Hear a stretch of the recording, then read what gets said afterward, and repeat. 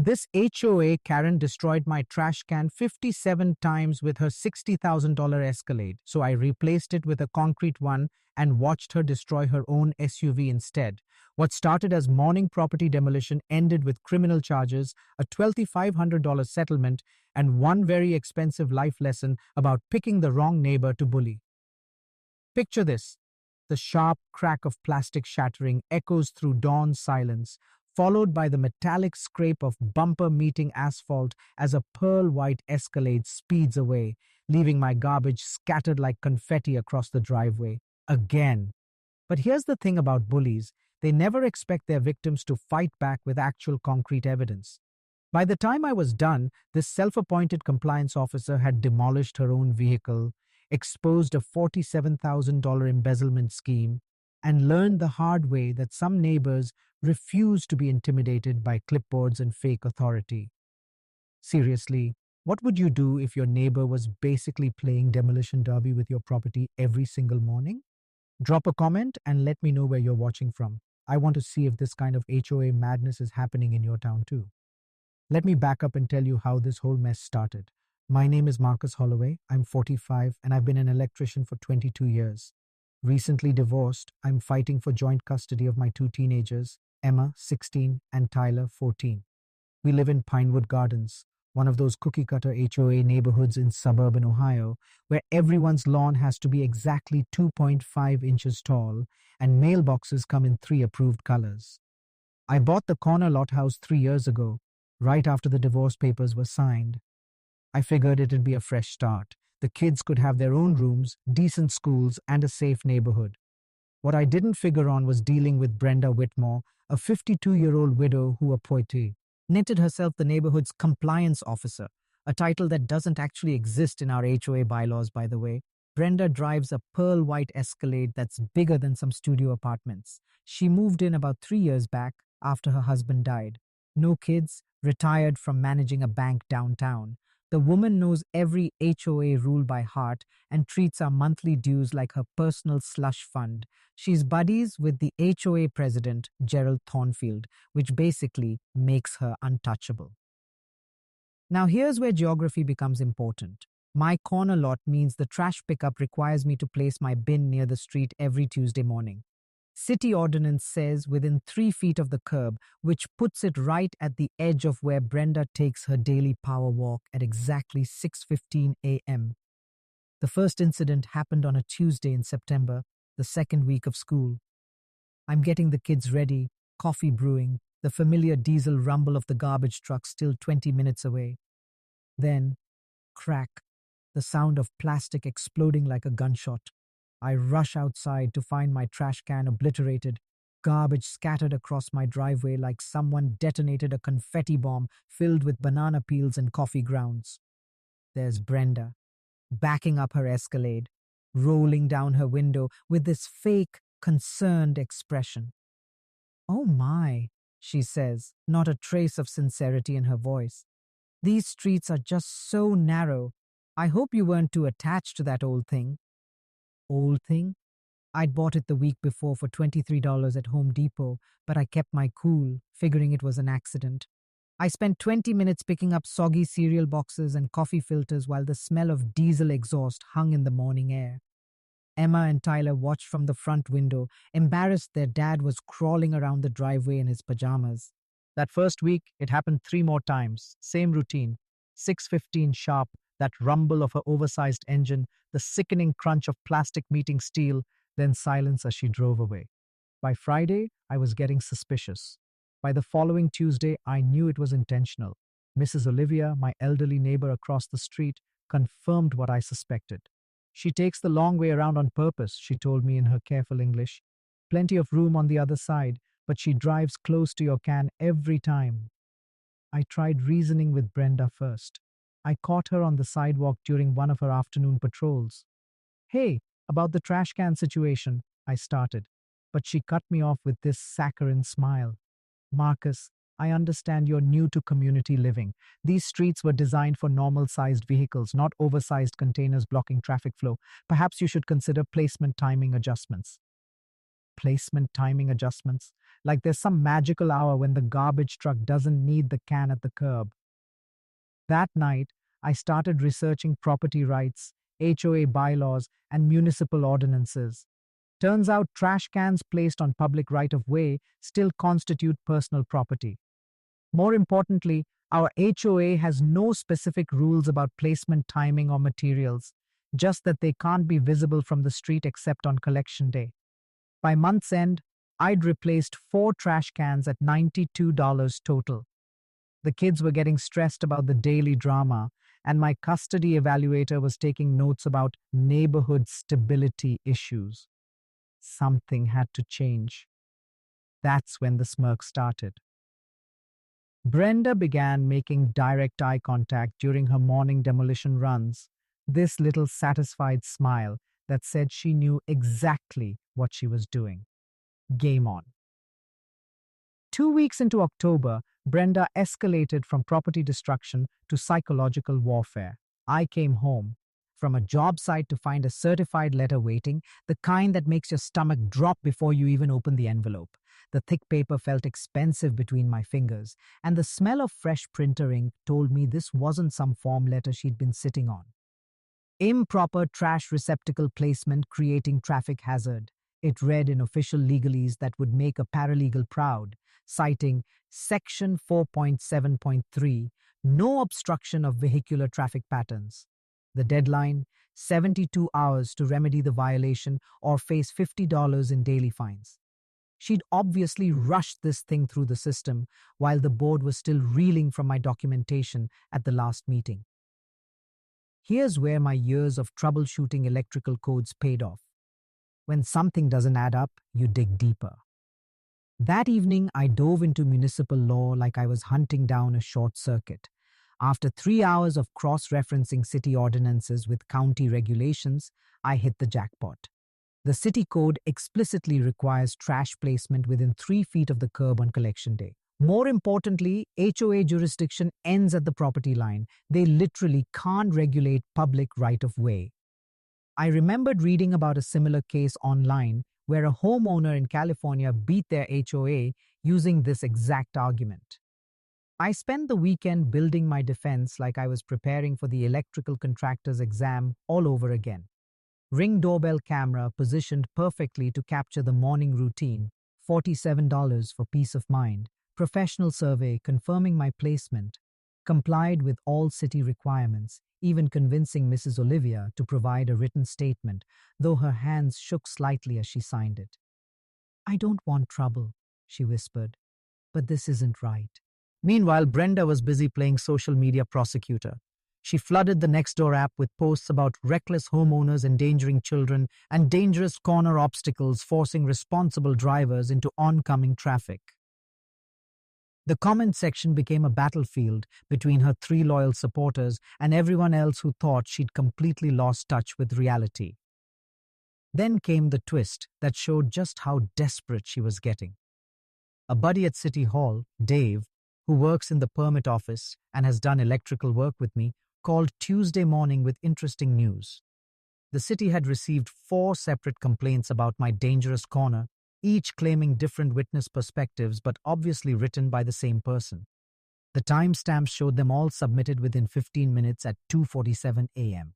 Professional detective work, Marcus. Dave chuckled over the phone. Either your neighborhood has an epidemic of insomniacs with identical writing styles, or somebody's working overtime to build a case against you. By Thursday's board meeting, I'd compiled a folder thick enough to choke a horse. The community center smelled like industrial carpet cleaner and decades of boring municipal meetings. 12 homeowners showed up, a record crowd that had President Thornfield nervously adjusting his tie every 30 seconds.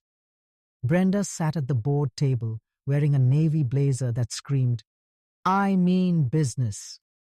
But I noticed the slight tremor in her hands when she reached for her water glass. She knew what was coming. When they called for old business, I stood up with my documentation. I'd like to address the violation notice regarding trash can placement. The fluorescent lights hummed overhead as the room went dead silent.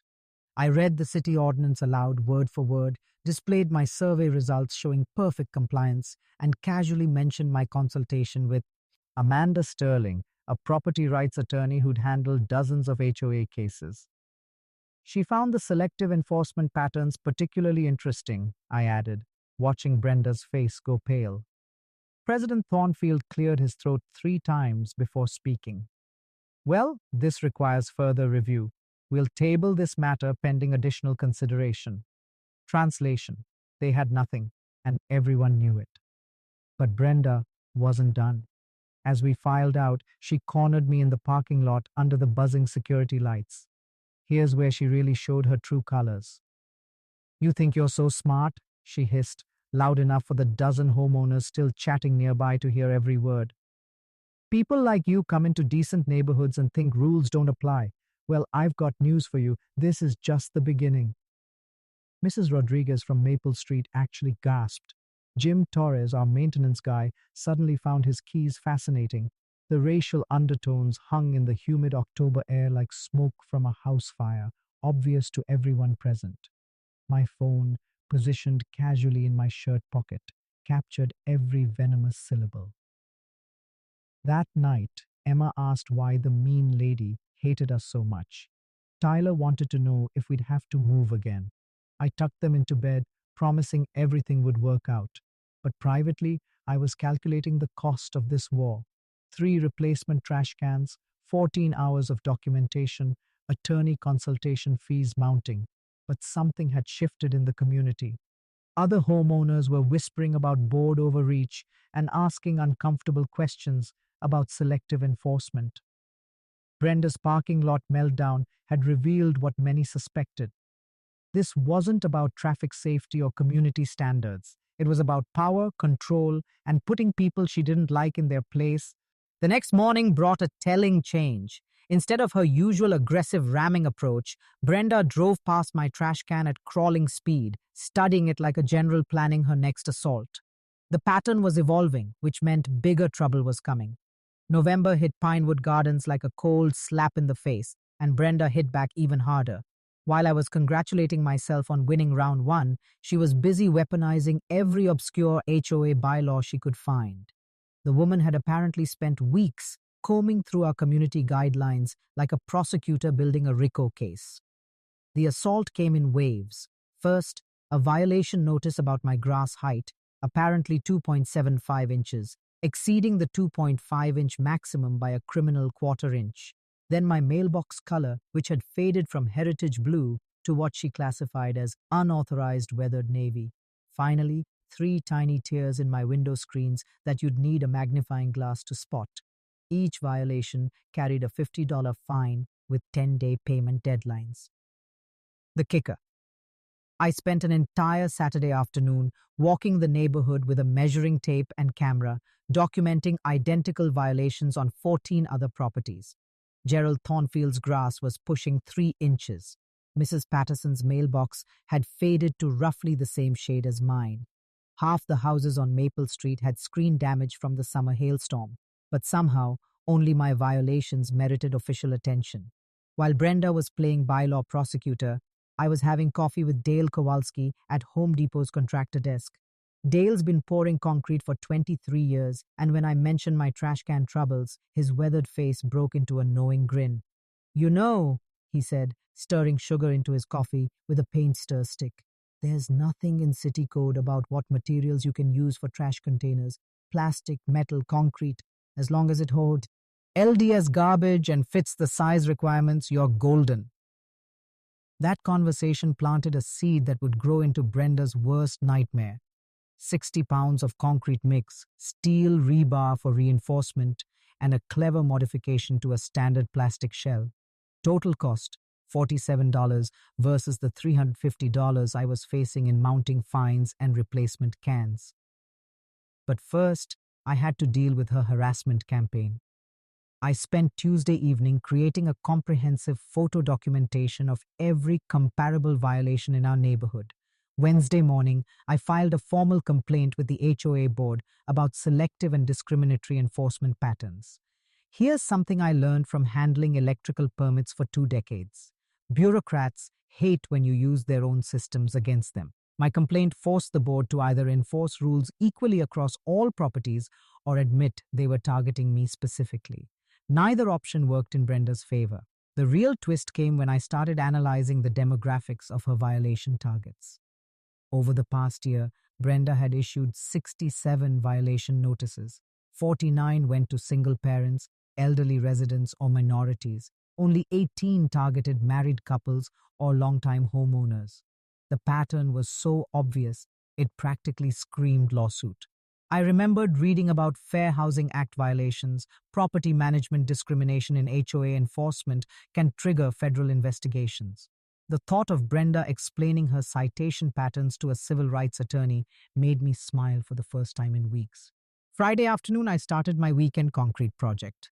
Emma and Tyler thought it was hilarious, helping me mix cement in the garage while classic rock played on my paint-splattered radio. The smell of setting concrete brought back memories of helping my dad pour our basement floor 30 years ago, that distinctive alkaline scent that meant something permanent was being built. The engineering was simple but effective. Hollow bottom section for weight distribution, drainage holes maintained for functionality, exterior appearance identical to every other trash can on the block. From the outside, it looked completely normal. Inside, 60 pounds of steel-reinforced concrete waited to teach Brenda a physics lesson about immovable objects. Monday morning, I positioned my newly reinforced trash can in exactly the same spot as always. 6:15 came right on schedule, along with the rumble of Brenda's oversized engine. But this time something was different. Her approach was slower, more cautious. She'd obviously noticed the can looked identical but somehow felt suspicious. The first collision came at about 15 mph, her usual ramming speed. The sound was completely different. Instead of that sick crunch of breaking plastic, there was a solid thunk, followed by the screech of metal on concrete. Her Escalade's running board bent like aluminum foil, while my trash can sat there looking mildly offended. I watched through my kitchen window, coffee mug warm against my palms, as Brenda sat in her SUV for a full 30 seconds, clearly confused by what had just happened. She revved the engine and tried again from a different angle. Same result. More damage to her vehicle, zero damage to my concrete fortress. The beauty of the whole setup was its complete legality. No city ordinances violated, no HOA rules broken, just a homeowner upgrading his trash receptacle with better materials. If she wanted to keep ramming it, that was her choice, and her insurance claim to file. Over the next week, Brenda made increasingly desperate attempts to damage my concrete creation. Each collision left new scratches and dents on her pearl-white Escalade, while my can remained smugly intact. The irony was delicious. Her own aggressive behavior was destroying the very vehicle she used as a weapon. By Friday, her SUV showed nearly $800 in accumulated damage. Mine showed a few scuff marks that made it look more authentic. The neighborhood was starting to talk, and for once, Brenda wasn't controlling the narrative. By mid-November, Brenda had transformed from neighborhood busybody into full-blown private investigator. The woman was so obsessed with my trash can that she'd probably dreamed about it in flowcharts and conspiracy theories. I'd catch glimpses of her pearl-white Escalade, now sporting a growing collection of dents and scratches, cruising past my house at odd hours like some suburban stalker. The first sign of her detective work came on a Tuesday morning when Mrs. Olivia called, her voice barely above a whisper. "Marcus, that woman was in your driveway last night with a flashlight and some kind of scale. I watched from my bedroom window. She was trying to weigh your trash can." I had to laugh at the mental image. Brenda, probably in her navy blazer and sensible shoes, sneaking around my property at midnight with a bathroom scale, trying to solve the mystery of the indestructible trash receptacle. The woman needed a hobby that didn't involve trespassing. Her investigation intensified throughout the week. Jim Torres, our maintenance guy, mentioned she'd cornered him at the hardware store, interrogating him about concrete purchases and asking which residents had bought unusual materials recently. She'd even started stalking my social media accounts, looking for construction hints in my Facebook posts about weekend projects. The twist that really showed her desperation came when she tried to weaponize city bureaucracy again. Thursday afternoon, a building inspector knocked on my door. a tired-looking guy named Pete, who clearly had better things to do than investigate trash cans. Ma'am filed a complaint about potential building code violations, he explained, checking boxes on his clipboard with the enthusiasm of someone filling out tax forms. Something about unauthorized concrete structures on residential property. I walked Pete around to the trash can, where he spent about 30 seconds examining it before shaking his head. It's a garbage container, not a foundation. No permits required, no violations, please. Not, honestly, I've seen people build entire sheds without this much scrutiny. But Brenda wasn't finished with her official harassment campaign. The following week brought a notice from the HOA demanding immediate access for compliance verification of my property. The letter, obviously drafted by Brenda and rubber-stamped by President Thornfield, claimed they needed to inspect my exterior modifications for safety violations. This is where my research into property rights came in handy. I'd spent hours reading about Fourth Amendment protections and HOA authority limitations after that first violation notice. The landmark case, Narstedt versus Lakeside Village, ruled that HOAs can't conduct fishing expeditions on private property without specific cause or emergency circumstances. My response was polite but firm: no private property access without a court order or genuine emergency. If they wanted to inspect my legally compliant trash receptacle, they could examine it from the public sidewalk like everyone else. The smell of Brenda's frustration was almost as satisfying as fresh concrete. Meanwhile, her vehicle was becoming a rolling advertisement for the durability of steel-reinforced concrete. Each morning brought new collision attempts, and each attempt left fresh damage on her Escalade. The running board now hung at an angle like a broken wing. Her front bumper sported spiderweb cracks, and one headlight housing had developed a concerning rattle. The neighborhood was starting to notice. During my Saturday morning coffee run, I overheard 3 different conversations about that crazy woman who keeps hitting the same trash can. Mrs. Rodriguez had started timing Brenda's morning routine, while the teenage kids on Elm Street had apparently started a betting pool on daily collision outcomes. Emma found the whole situation simultaneously hilarious and embarrassing. "Dad, kids at school are asking if we're the family with the concrete can lady," she told me over dinner. I don't know whether to hide or take credit for having the coolest revenge story in the district. Tyler, ever practical, wanted to know if we could sell tickets to the morning entertainment. "Seriously, Dad, we could charge $5 and fund my college education just from neighbors wanting front row seats to the demolition derby." The real breakthrough came when Patricia Lopez, the only reasonable board member, pulled me aside after a neighborhood gathering. In hushed tones near the community center's coffee station, she shared intelligence that changed everything. "Marcus, you need to know Brenda's been having private meetings with Gerald about enhanced enforcement authority. She wants the board to authorize property inspections, material restrictions, even contractor background checks for homeowner projects." But Patricia's biggest revelation was financial. She's also been pushing hard for approval of maintenance contracts with some company I've never heard of. Every time we discuss the budget, she has these detailed proposals ready, like she's been planning for months. That night, I started a different kind of investigation. If Brenda was this obsessed with controlling neighborhood projects and pushing specific contractors, maybe her motivation wasn't just power, maybe it was profit. Public records are amazing things when you know where to look, and municipal contract databases tell interesting stories about who gets paid for what. By Sunday evening, I'd uncovered something that made her trash can obsession look like small potatoes.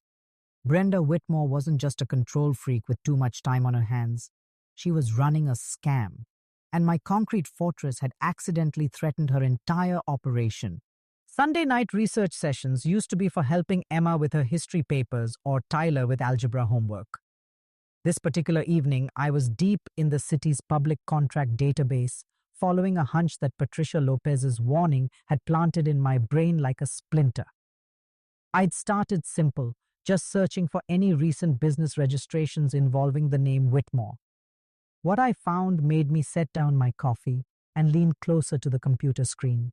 Whitmore Construction LLC, formed 6 months ago, listed Brenda Whitmore as 40% owner and her husband, Richard, as president. The timeline made my skin crawl. Company formation in May, first HOA maintenance contract bid in July, harassment campaign against me beginning in early September. The dots connected themselves with surgical precision. I spent the next 2 hours diving deeper into public records, and what I discovered would have made a forensic accountant weep with joy. Over the past 4 months, Whitmore Construction had been awarded 7 different maintenance contracts by our HOA board: landscape edging, sidewalk repairs, community center touch-ups, playground maintenance, $23,400 in total work. The bidding patterns told the real story. On every single contract, Whitmore Construction had underbid the competition by exactly $50 to $100, not enough to seem suspicious, but just enough to guarantee selection. It was like watching someone play poker with marked cards, technically legal moves, but obviously rigged. Here's what really made my electrician's brain click into overdrive. Brenda had voted to approve every single one of those contracts. 7 votes, 7 approvals, 7 payouts to her family business. The conflict of interest was so blatant, it practically had neon signs around it. I remembered reading about fiduciary duty violations during my earlier legal research. Board members are required to disclose any financial interests in vendor contracts. Failure to do so violates state non-profit corporation law and opens the door to both civil lawsuits and criminal fraud charges. The evidence was sitting right there in digital black and white: business registration documents, HOA meeting minutes, contract award records, bank deposit slips from the association's monthly statements. Brenda had been using her board position to funnel community dues directly into her family's bank account. But the timeline revealed something even more damning. My first polite conversation with Brenda about the trash can incidents. September 15th. First questioning of maintenance budget at the monthly board meeting. September 3rd. She'd started her harassment campaign exactly 12 days after I'd innocently asked why we were spending so much on basic repairs. My concrete trash can hadn't just been blocking her morning power walk. It had been protecting evidence of systematic theft from 127 homeowners. The scope of potential violations made my head spin: civil liability for financial mismanagement, criminal exposure for fraud, automatic removal from the board upon proven conflict of interest. This wasn't just about property rights anymore. It was about corruption, embezzlement, and a woman desperate enough to destroy evidence that she'd waged psychological warfare against anyone who threatened her scheme. I printed everything, made digital copies on 3 separate cloud services, and immediately emailed the complete file to attorney Amanda Sterling with a note: urgent review requested, criminal implications possible. The power dynamic had just shifted completely. Brenda thought she was fighting some divorced electrician over a trash can placement. What she was actually facing was exposure of a fraud scheme that could land her in federal prison and bankrupt her family. Tuesday morning, I watched from my kitchen window as she made her usual collision attempt with my concrete fortress. Her Escalade now showed over $1,200 in accumulated damage, while my trash can sat there like an immovable monument to her stupidity. But for the first time since this whole mess started, I wasn't thinking about trash cans or HOA bylaws or morning demolition derbies. I was thinking about justice, community protection, and the sweet satisfaction of watching a bully discover that their victims sometimes bite back harder than expected. The war was about to begin in earnest. Tuesday evening, my garage transformed from a weekend workshop into a war room that would have made Pentagon strategists proud. I'd cleared out the workbenches, set up folding tables, and arranged 5 mismatched chairs in a circle around the evidence board I'd constructed, using construction paper and red string like something from a crime thriller. The core team assembled by 7 p.m. sharp.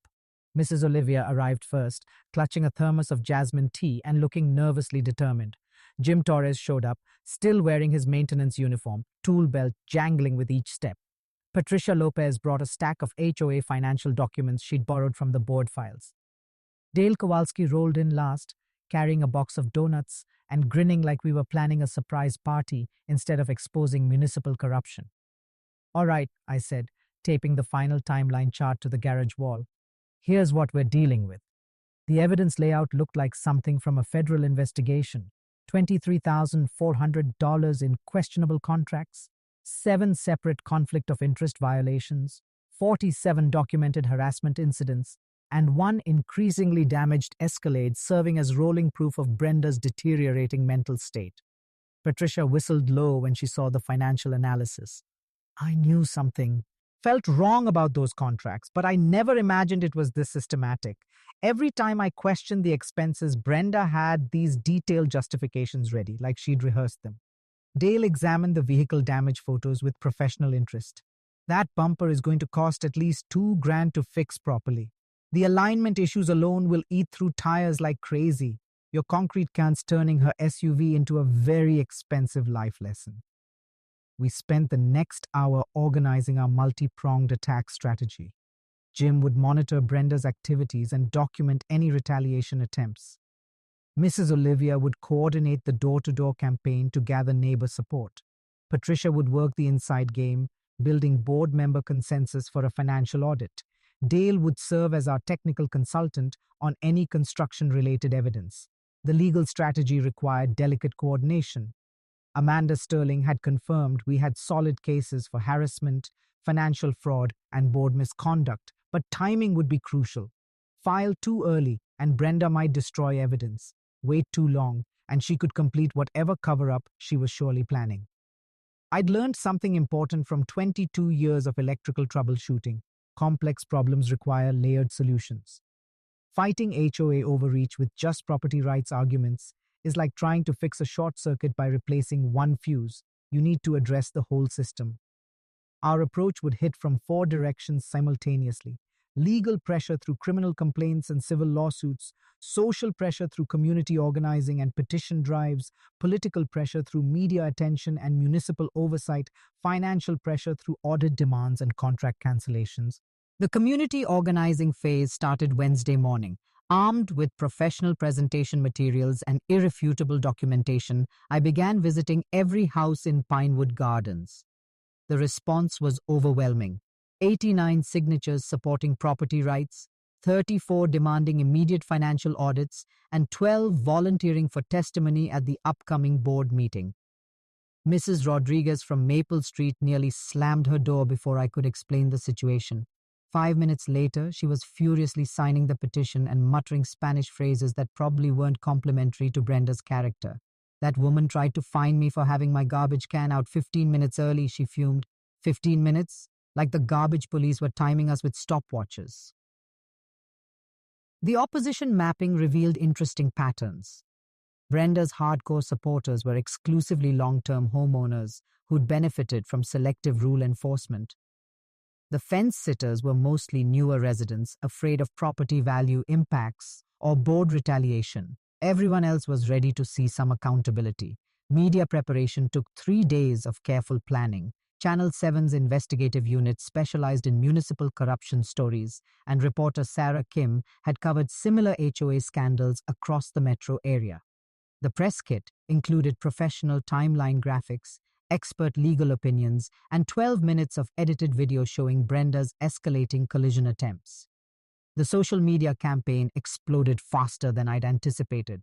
The Pinewood Gardens Transparency Facebook group gained 67 members in 4 days, with neighbors sharing their own stories of selective enforcement, harassment, and financial irregularities. Someone posted a time-lapse video of Brenda's morning routine set to circus music that went viral throughout the suburban community network. Meanwhile, my concrete trash can continued serving as both evidence and entertainment. Thursday morning brought collision attempt number 53, resulting in a headlight housing that now dangled like a broken tooth. The neighborhood kids had started gathering at bus stops early just to witness the daily demolition derby. Emma reported that her friends at school were calling our house the place with the indestructible trash can. Tyler had started charging classmates 50 cents each to see the video compilation on his phone. The story was spreading beyond our community faster than gossip at a church potluck. By Sunday evening, everything was coordinated. Board meeting scheduled for Tuesday night. Media interviews arranged for Wednesday morning. Criminal complaints prepared for Thursday filing. 118 residents committed to attending the confrontation, with 17 planning to speak during public comment. The coalition was built, the evidence was bulletproof, and Brenda had no idea what was coming. Time to bring down the hammer. The weekend before our planned board meeting ambush, Brenda went completely off the rails. Desperation has a particular smell, like burnt coffee and panic sweat, and it was practically radiating from her every move. She'd obviously sensed the walls closing in, because her harassment campaign escalated from annoying to potentially criminal faster than her Escalade could hit my concrete fortress. Saturday night, I was jolted awake by the hiss of spray paint. Through my bedroom window, I could see a dark figure crouched beside my trash can, illuminated by the motion sensor lights. By the time I'd grabbed my phone and stumbled outside, they were gone, leaving behind amateur graffiti that spelled "Move" in bright orange letters across the concrete surface. The beautiful thing about spray paint on concrete, it pressure washes off in about 30 seconds. The beautiful thing about security cameras, they record everything in high definition, including license plate numbers of pearl white Escalades parked 3 houses down during the incident. Monday brought a new level of harassment. An anonymous complaint to the gas company claimed I'd been conducting suspicious excavation activities that might damage underground lines. The utility inspector who showed up was apologetic but thorough, spending 2 hours with detection equipment before confirming what I already knew. No digging, no violations, no problems. Honestly, he told me, loading his gear back into the truck, whoever called this in either has serious vision problems or serious psychological problems. There's no excavation anywhere on your property. The twist that revealed Brenda's true desperation came Tuesday morning. Jim Torres found me at the hardware store, his weathered face grim with concern. "Marcus, she hired a private security company to watch your house. Riverside Security. I know the owner's cousin. $200 a day for surveillance on a trash can dispute. The woman's lost her damn mind." But Brenda's surveillance worked both ways. My upgraded security system had captured her drive-by inspections, her midnight photography sessions, and her increasingly erratic behavior patterns. The woman was unraveling faster than a cheap extension cord, and every moment was being documented for posterity. Wednesday brought the discovery that made me genuinely angry. Emma came home from school upset, having overheard Brenda talking to another parent about dangerous neighborhood influences and inappropriate role models for community children. The racial undertones weren't subtle, and the implications for my custody situation were crystal clear. That evening, I hired Beth Morrison, a retired police detective who specialized in harassment investigations. For $200 a day, I could have professional documentation of Brenda's stalking behavior, plus someone with law enforcement experience to testify about escalation patterns and threat assessment. The sabotage attempts intensified throughout the week. Someone poured what looked like battery acid on my concrete trash can. It left a small stain but no structural damage. Anonymous complaints flooded the city about everything from my lawn height to my electrical work permits. Fake negative reviews appeared on my business Google listing faster than I could flag them for removal. But the most shocking discovery came Friday evening.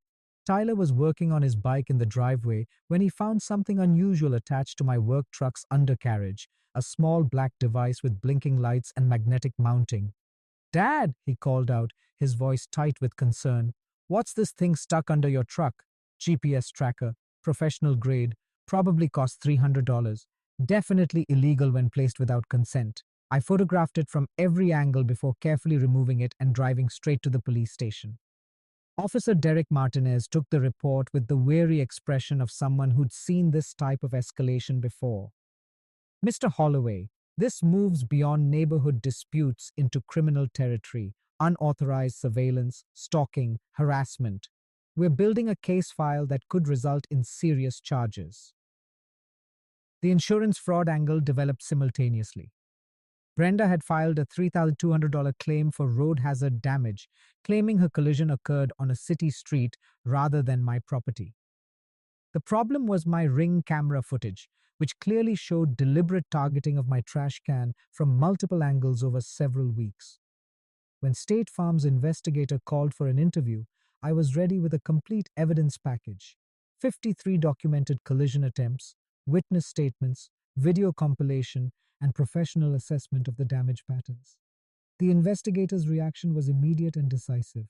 "Ma'am, this isn't road hazard damage. This is intentive onal property destruction with an expensive vehicle. We're denying the claim and referring the case to our fraud unit for criminal investigation." The community pressure was building like steam in a pressure cooker. Our Facebook group had grown to 94 members, sharing increasingly outrageous stories of Brenda's behavior. Mrs. Patterson reported harassment about her rose bushes.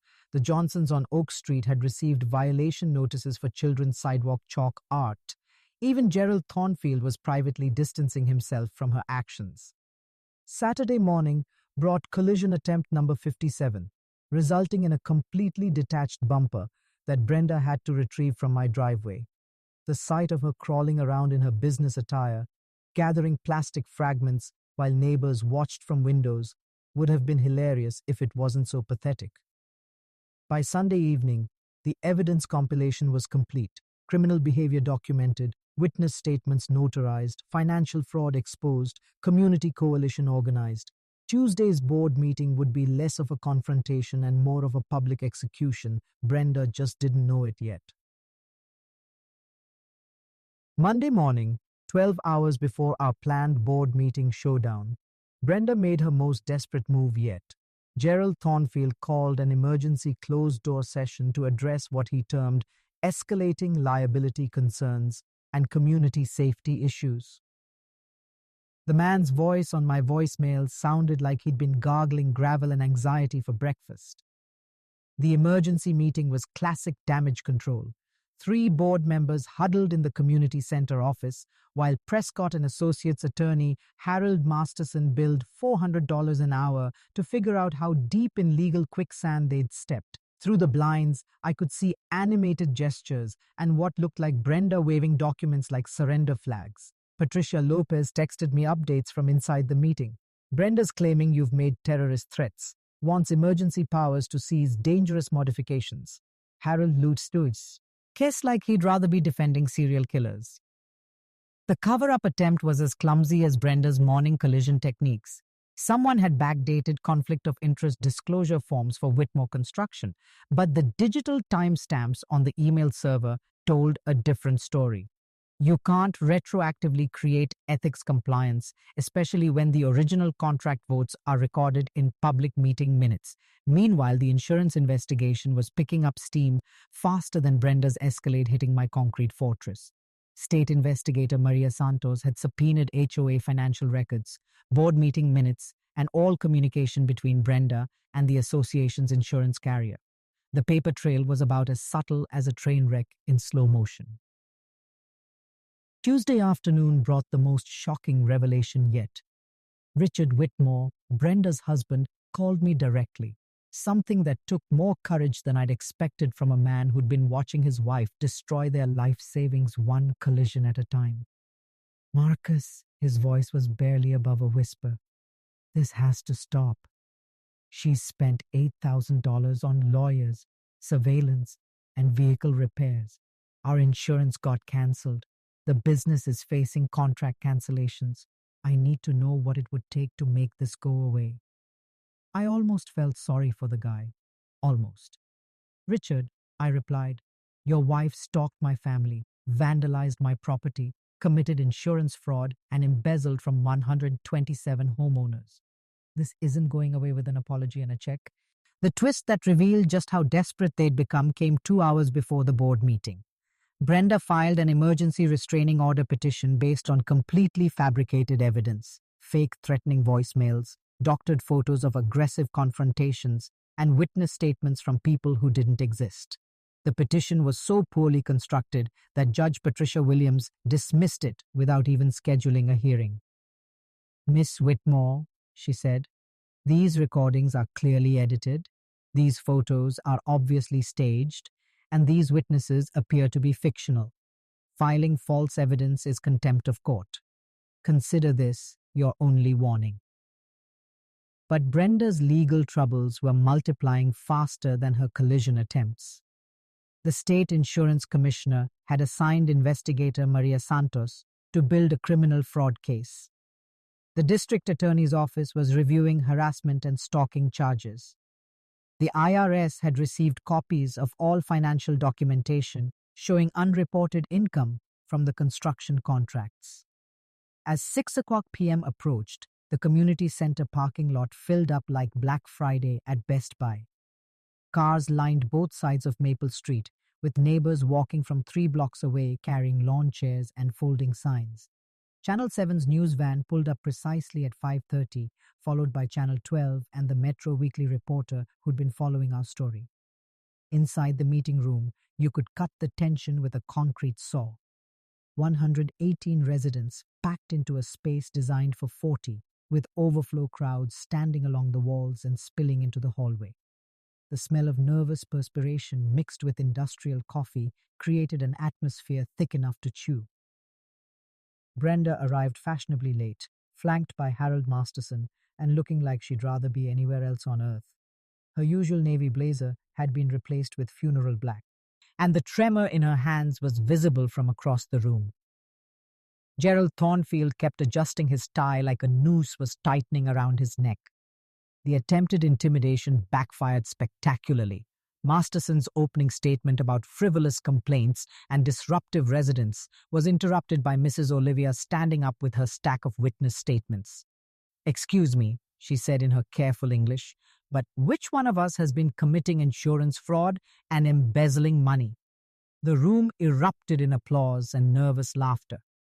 17 neighbors had prepared to speak during public comment, each armed with documentation of Brenda's harassment, financial irregularities, or selective enforcement patterns.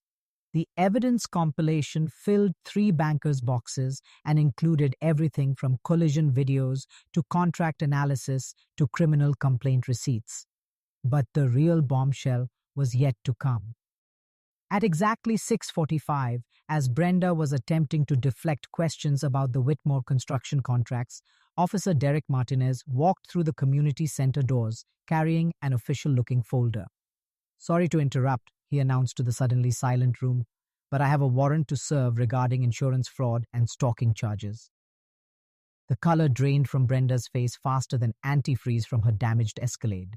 Harold Masterson immediately began whispering urgent legal advice, while Gerald Thornfield looked like he was having chest pains. Game over. Check and mate. Time for the public execution. The community center had never seen anything like it.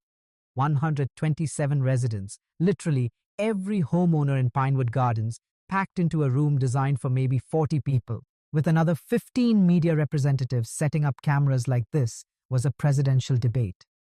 The air conditioning couldn't keep up with the body heat, and the fluorescent lights buzzed overhead like angry wasps, sensing blood in the water. I'd positioned myself strategically in the 3rd row, flanked by Mrs. Olivia and Jim Torres, with my concrete trash can wheeled in as Exhibit A and sitting proudly beside the podium. The symbolism wasn't subtle. That 60-pound monument to her stupidity had become the star witness in what was about to unfold. Brenda sat at the board table, looking like she'd rather be getting a root canal without anesthesia. Her usual navy blazer had been replaced with funeral black, and every few seconds she'd glance toward the exit like a trapped animal calculating escape routes. Harold Masterson whispered urgent legal advice in her ear, while Gerald Thornfield sweated through his shirt like a man facing his own execution. Officer Martinez's entrance with that warrant folder had changed everything. The room fell silent except for the mechanical whir of news cameras and the nervous tapping of Brenda's pen against the table, a rapid-fire staccato that sounded like Morse code for "help me." Gerald called for order with a voice that cracked like a teenager's. "We'll now hear public comments regarding recent community concerns." I stood up first, carrying my presentation boards like a prosecutor approaching the jury. The room was so quiet, you could hear the hum of the exit sign transformer. "Ladies and gentlemen," I began, my voice carrying easily through the packed space, This isn't about trash cans. This isn't about HOA bylaws or property rights or community standards. This is about accountable IT, transparency, and stopping corruption before it destroys our neighborhood. I walked them through the timeline methodically. 57 documented collision attempts, each one recorded in high definition. The GPS tracker illegally placed on my vehicle, the spray paint vandalism captured on security cameras, the fake insurance claims that constituted felony fraud. But the real showstopper was the financial presentation. Using a borrowed projector, I displayed the contract analysis that showed $23,400 funneled from community dues directly into Brenda's family business account. Every month, you've been paying higher fees to fund Mrs. Whitmore's personal construction company, I announced, watching jaws drop throughout the audience. 7 contracts, 7 undisclosed conflicts of interest, 7 violations of state non-profit law. The video compilation played next, 12 minutes of Brenda's greatest hits, set to a soundtrack of crunching plastic and scraping metal. The gasps and nervous laughter from the crowd provided perfect accompaniment to the footage of her increasingly desperate collision attempts. Then came the mic drop moment I'd been rehearsing for weeks. "Mrs. Whitmore," I said, turning to face her directly while the cameras rolled. "You've spent $3,400 on lawyers, destroyed your $60,000 vehicle, committed insurance fraud, and stalked my family over a $23 trash can. But the real crime is the $47,000 you've stolen from this community through your family's construction company." The room erupted. Neighbors who'd been grumbling about rising HOA fees suddenly understood where their money had been going. Mrs. Rodriguez stood up, shouting in rapid Spanish that probably wasn't complimentary. The teenagers from Elm Street actually started clapping like they were at a concert. Brenda's response was everything I'd hoped for and more. She shot up from her chair like a jack-in-the-box, her carefully constructed composure finally cracking under the pressure. "This is harassment!" she screamed, her voice reaching frequencies that probably bothered dogs 3 blocks away. "These people don't understand property values or community standards. They come into decent neighborhoods and think rules don't apply to them." The racial undertones hung in the air like smoke from a house fire. Channel 7's camera captured every word, every gesture, every moment of her complete psychological breakdown. Mrs. Olivia actually gasped audibly when Brenda pointed directly at her and shouted something about certain elements ruining the community. Harold Masterson tried desperately to control his client, but Brenda was beyond legal advice. She grabbed my evidence boards, attempting to tear them apart before Jim Torres and 2 other neighbors gently restrained her. The woman was having a complete meltdown on live television, while Officer Martinez calmly took notes for his incident report. "I built this community," she shrieked, mascara running down her cheeks like black tears. "I protected property values. I kept standards high, and this is how you treat someone who sacrificed everything for neighborhood integrity." Gerald Thornfield called for a recess, but nobody was leaving. This was better than reality TV, more dramatic than a soap opera, and more satisfying than watching your worst enemy step on a rake. Patricia Lopez stood up amid the chaos and made the motion that every O was waiting for. I moved for the immediate suspension of Brenda Whitmore from the board, pending criminal investigation and financial audit. The vote was unanimous, 4-0, with Brenda abstaining while handcuffed to Officer Martinez's chair. Justice served, concrete cold, with a side of public humiliation. The aftermath unfolded like dominoes falling in perfect sequence. Within 48 hours of the board meeting meltdown, Brenda's world collapsed faster than her Escalade suspension system under repeated concrete impacts. Tuesday morning brought her formal resignation. 2 lines of bitter text claiming hostile work environment and personal attacks. By Thursday, the district attorney had filed insurance fraud charges carrying up to 6 months jail time and $5,000 in fines. Her insurance license was revoked Friday afternoon, followed by the suspension of Whitmore Construction's contractor certification. The financial reckoning was swift and merciless. Our emergency HOA audit, conducted by Patterson and Associates CPAs, recovered $47,000 in overcharges and questionable contracts. Every homeowner received a $370 refund check by Christmas, the sweetest holiday gift Pinewood Gardens had ever seen. Richard Whitmore called me one final time, his voice hollow with defeat. "The civil settlement check is in the mail," he said quietly. $12,500, as agreed. Brenda wanted me to tell you she's moving to Florida to live with her sister. I almost felt sorry for him. Almost. But then I remembered the GPS tracker, the fake insurance claims, and the months of harassment my family had endured. Some lessons come expensive, and this one cost them everything. The governance transformation was remarkable. Patricia Lopez won the special election for board president by unanimous vote, running on a platform of transparency and community engagement. The new board implemented conflict of interest disclosure requirements, monthly financial reports, and public contractor bidding processes that would make municipal governments jealous. Our first community project under the reform leadership was the playground renovation, funded entirely by recovered embezzlement money. Watching Emma and Tyler help design the new equipment alongside neighbors who'd once whispered about our disruptive family felt like emotional vindication wrapped in practical progress. The legal precedent spread beyond our neighborhood. Holloway vs. Pinewood Gardens. HOA was cited in 12 subsequent property rights cases across Ohio. The state legislature passed the HOA Accountability Act, requiring financial disclosure and audit procedures that insurance investigators called the gold standard for municipal oversight. Channel 7's investigative series won a regional Emmy for exposing suburban corruption, and reporter Sarah Kim still calls me occasionally for expert commentary on HOA reform legislation. The original collision videos have been viewed over 200,000 times on YouTube, inspiring similar resistance movements in communities from Toledo to Cincinnati. My concrete trash can became a neighborhood legend. We moved it to the community center lobby as a permanent display, complete with a bronze plaque reading, "Property Rights Protected, 2023." New homeowners get the full story during orientation meetings, and visiting contractors often ask to see the famous indestructible can that brought down a corrupt board. But the real victory was community healing. The Concrete Can Days festival we established draws families from 3 surrounding developments every September, featuring bounce houses, barbecue competitions, and educational workshops on homeowner rights. Last year's attendance topped 800 people, turning our trauma into triumph and our resistance into celebration. The scholarship fund I established with the settlement money has helped 4 students attend college so far.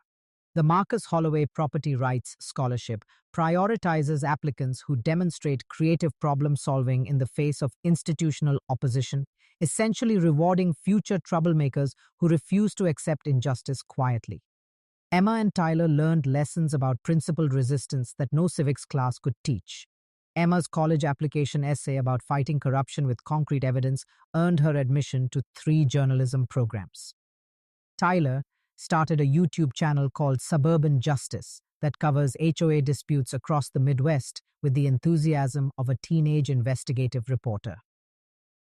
The personal healing surprised me most. My custody evaluation improved dramatically after the community rallied around our family. The judge noted that children benefit from seeing parents stand up for principles and protect family interests through legal channels rather than violence or surrender. My electrical contracting business expanded through referrals from neighbors who'd witnessed my documentation skills and strategic thinking. Apparently, methodical problem solving translates well from HOA disputes to complex wiring projects. And my reputation for getting results the right way opened doors throughout the county. Sometimes David does beat Goliath, but only when David comes prepared with evidence, allies, and 60 pounds of steel-reinforced concrete. Drop a comment and share your HOA nightmare story. Let's build a database of corruption and help each other fight back. Hit that subscribe button if you want more stories where the little guy wins through preparation, patience, and perfect timing. Justice tastes sweetest when served with community support and creative problem solving. Thanks for hanging out with us on HOA Stories. where the HOA Karens meet their match. If this story had you cheering or cringing, go ahead and like the video, drop a comment with your reaction, and hit subscribe so you're ready for the next one.